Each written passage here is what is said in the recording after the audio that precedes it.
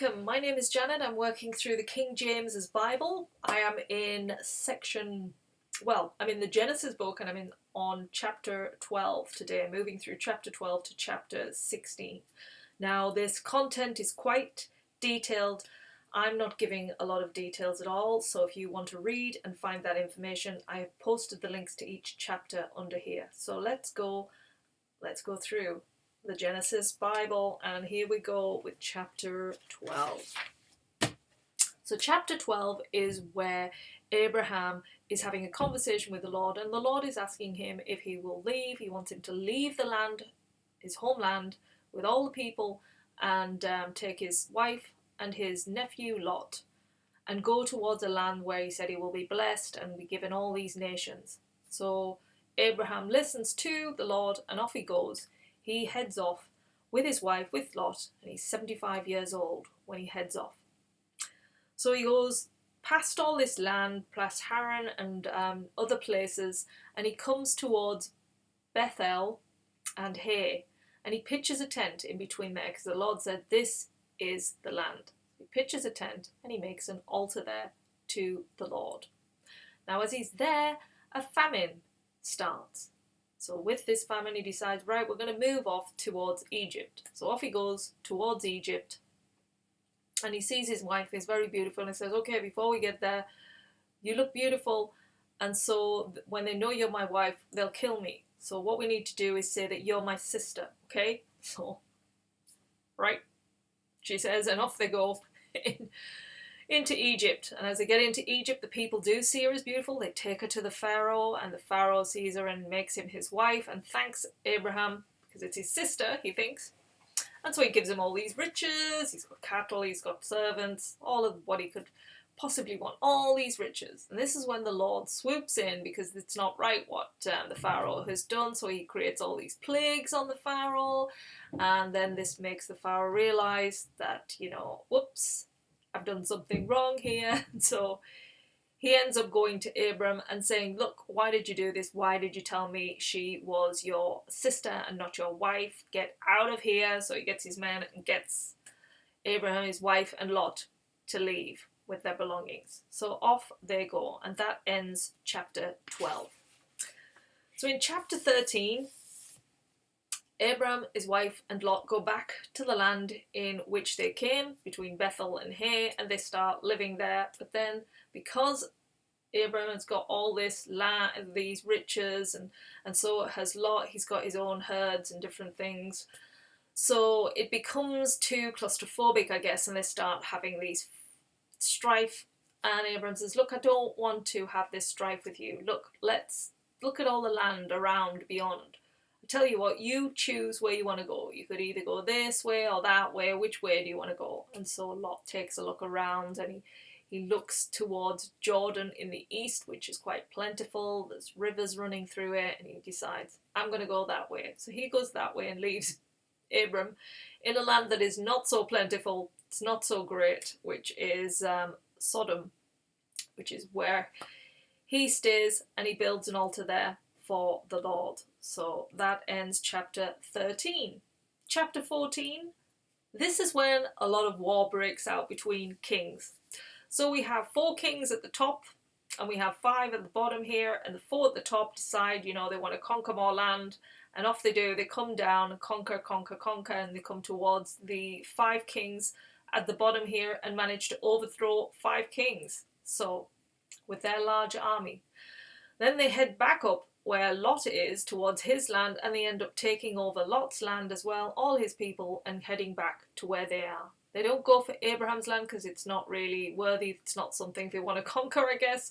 And so one person manages to escape this war and heads towards Abraham and lets him know, look, Lot's been taken, he's got all of this, they've got all of the everything, and Abraham's not happy with this, so he decides, right, I'm going to get my army of people, which is a lot smaller than the big force at the top here.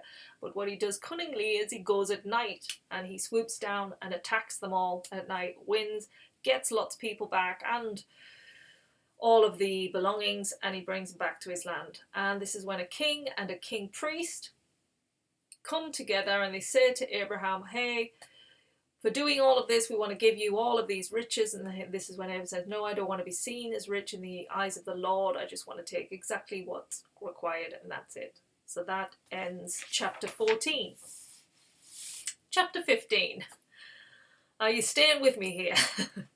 This is when Abraham says, look, I have no children to the Lord. What am I going to do? I've got all this land. Nobody's going to inherit it. It'll be foreigners that inherit the land. Help! So the Lord asked him to look up at the stars, count all the stars, that he's going to have all of these, that they will have, and lots of, family. It will be beyond what he can count.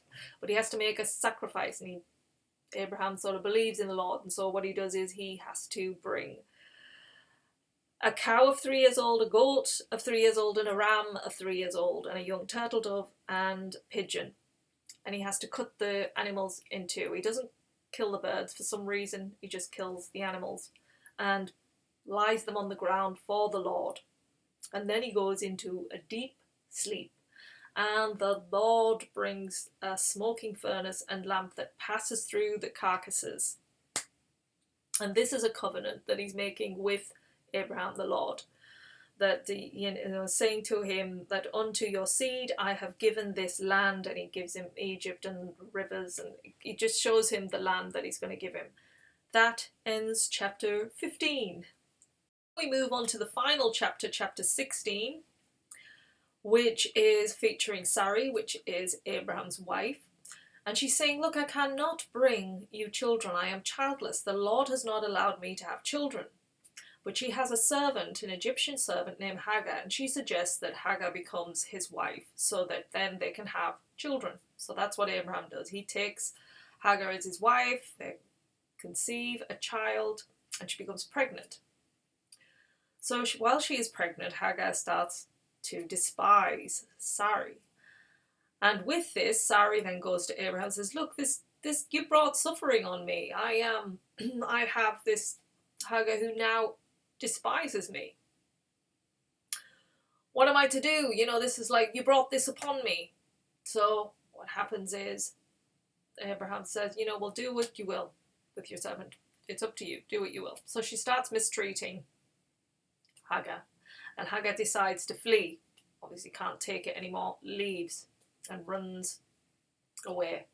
And this is where the Lord finds her, and the Lord comes down to her and says, what are you doing? Where are you?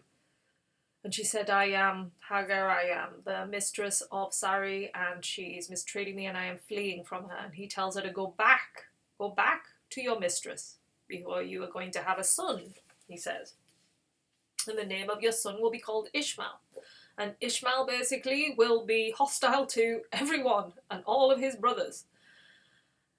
So she goes back to her mistress, back to Abram, and she gives birth to this son. He's called Ishmael, and that is where our story ends for now.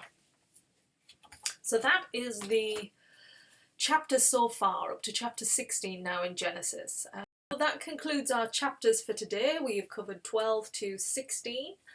I hope you found this really useful, and it's helping you go through it. What are your views right now? I mean, I'm seeing a lot of turmoil going on. We go from Abraham leaving his homeland, finding land, going through different changes, as he's sort of moving and developing in that land. He's got conflict with kings, he's got famines that he's gone through, he's then having to sacrifice to get children, and then at the end, his wife's having to sacrifice to basically bring children into their lives, and there's all these turmoil. There's so much going on in these stories. It really is showing us a lot of things in life, I guess, how life is very up and down, and there's so many things constantly changing and evolving. And as we've just gone through these few chapters, so much has happened and changed and transitions, and it's what you learn from that and how you grow from that. So yes, take what you will from what has been shared here and use it to better your life. See from the mistakes maybe that have been made, and just put your life in a better place. That's what we all are striving for, peace and happiness. So it's kind of, since we have come from that tree of knowledge and we now know good and bad, how is it really serving us, right? How is it really serving us in this world? The mind is such a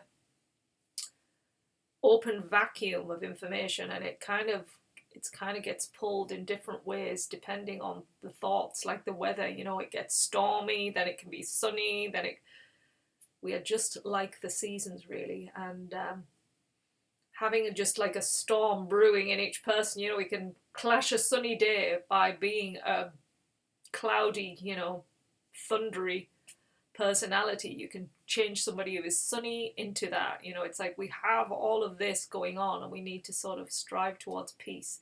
Centering our own lives changes the world, I really feel. It's about each individual person connecting to something that is of life, that is of that tree of life, which we call God, Source, whatever you want to call it. In the Bible, it's called God, obviously.